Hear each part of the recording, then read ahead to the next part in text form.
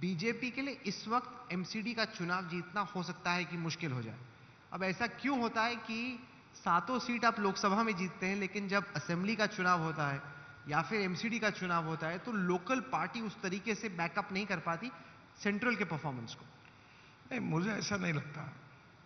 Delhi municipal corporation में पिछले अनेक सालों से हमें ही लोगों ने विश्वास दिलाया, और इस बार भी जो दिल्ली में केंद्र की सरकार है और उसके कारण काफी अच्छे, दिल्ली में मेरा खुद का डिपार्टमेंट 60,000 करोड़ के काम दिल्ली के आजू बाजू कर रहा है।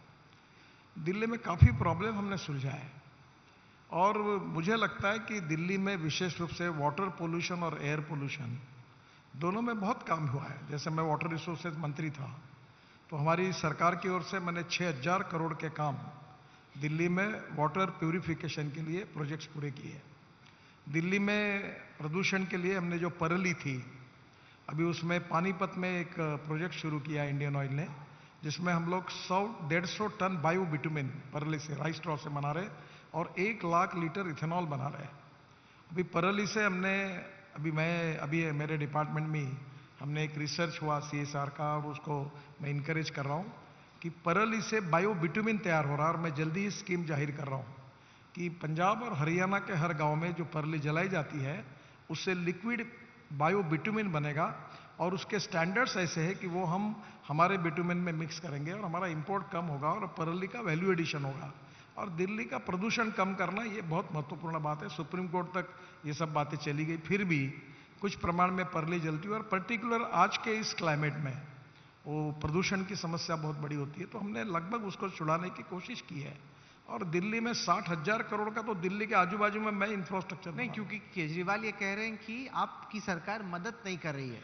वो कह रहे हैं कि फार्मर्स को जो कॉम्पनसेशन मिलना चाहिए था, क्योंकि आज दिल्ली में पोल्यूशन 500 AQI से ज्यादा खराब है, क्योंकि दुनिया की सबसे ज्यादा हाई लेवल्स में है पोल्यूशन के। तो कह रहे हैं कि आप फार्मर कॉम्पनसेशन में मदद नहीं कर रहे, इसीलिए दिल्ली के लोग चोक कर रहे हैं। देखिए, पंजाब और हरियाणा में 7 प्लांट अभी लगभग शुरू हो गए, 2-3 तो शुरू हो गए, बाकी शुरू होने के कारण, क्योंकि मैं बायोफ्यूल ही मेरा मिशन है। मैं इस वक्त लोग मुझे मिलते हैं और मैं लगातार इसमें काम करता हूं, जिसमें परली 5 ton of parali is giving 1 ton of bio CNG और बायो LNG, जिससे ट्रैक्टर और बसेस चल सकती है। फिर परली से भी बिटुमिन की योजना हमने लाई है, और परली को पावर में भी ग्रीन एनर्जी के लिए भी उपयोग किया जा रहा है एज ए रॉ मटेरियल। तो मुझे लगता है कि धीरे धीरे अब ये कोई भी पॉलिसी इंप्लीमेंट करने के लिए, समझिए इथेनॉल की बात होती है, अब मैं 2004 से इथेनॉल की बात कर रहा हूँ। अब इथेनॉल की गाड़ी आ गई फ्लेक्स इंजन की, वो लॉन्च हो रही, स्कूटर आ गई, ऑटो रिक्शा आ गई, 2 व्हीलर में भी आ गई। तो कभी ना कभी ये ट्रांसफॉर्मेशन होने के लिए समय लगता है, पर जो प्रयास 2014 के बाद हमने विशेष रूप से किया है उसके परिणाम अब जल्दी ही मिलेंगे, और जल प्रदूषण और वायु प्रदूषण से दिल्ली को निश्चित रूप से मुक्ति मिलेगी। हमने हिमाचल से स्टार्ट किया, गुजरात गए, दिल्ली की बात की, अब मुंबई और महाराष्ट्र आते हैं। और सुबह से आप लोगों ने देखा होगा इंडिया टुडे कॉन्क्लेव में एक बड़ा विषय ये रहा कि अगर बीजेपी की महाराष्ट्र में सरकार है तो ऐसा क्यों है गडकरी जी कि एक के बाद एक इंडस्ट्रियल प्रोजेक्ट महाराष्ट्र की जगह गुजरात जा रहे। पहले वेदांता के सेमीकंडक्टर्स के साथ हुआ, फिर टाटा की एयरक्राफ्ट मैन्युफैक्चरिंग के साथ हुआ। दोनों स्टेट्स में आपकी सरकार है, लेकिन जो इन्वेस्टर्स हैं वो महाराष्ट्र छोड़ के गुजरात जा रहे हैं। देखिए, पहली बात तो ऐसी है कि इंडिया ये फास्टेस्ट ग्रोइंग इकोनॉमी है, और दूसरी ये बात है कि महाराष्ट्र ये देश की सबसे फास्टेस्ट ग्रोइंग इकोनॉमी है। मैं नागपुर से हूँ, हमारे यहाँ टाल की फैक्ट्री है जो एयरबस और बोइंग दोनों के पार्ट्स वही बनाते हैं।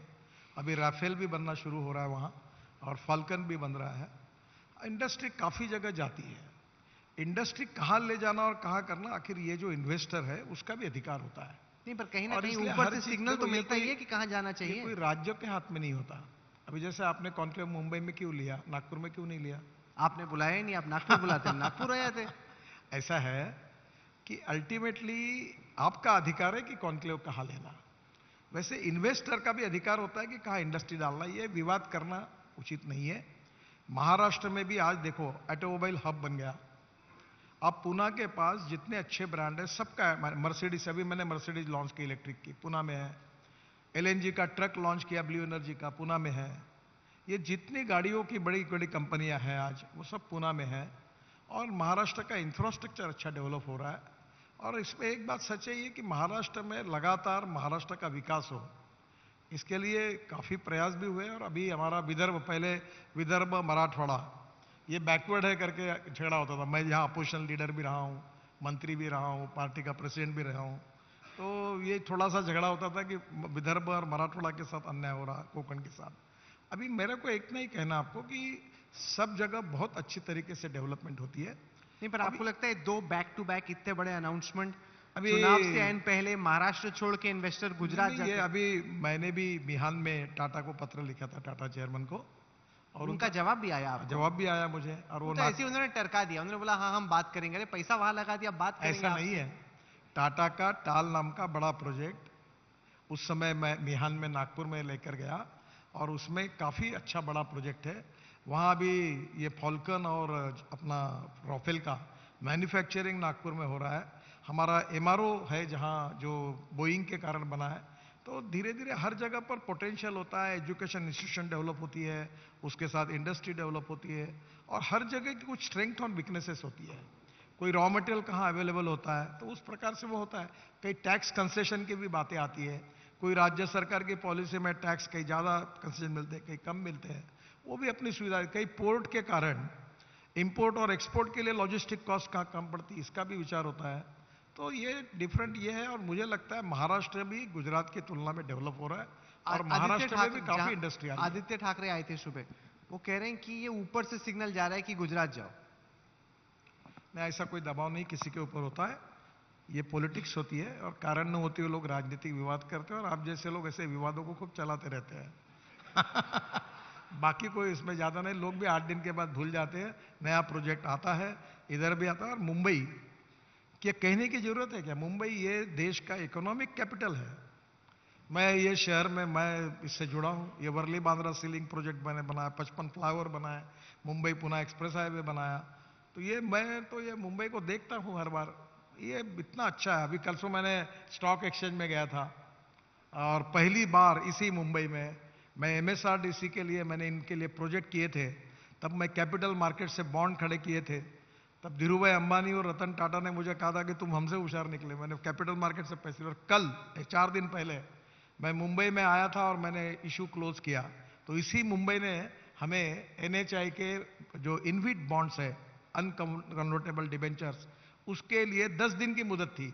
इसी मुंबई ने हमको पहले 4 घंटे में 7 गुना ओवर सब्सक्राइब करके पैसा दिया।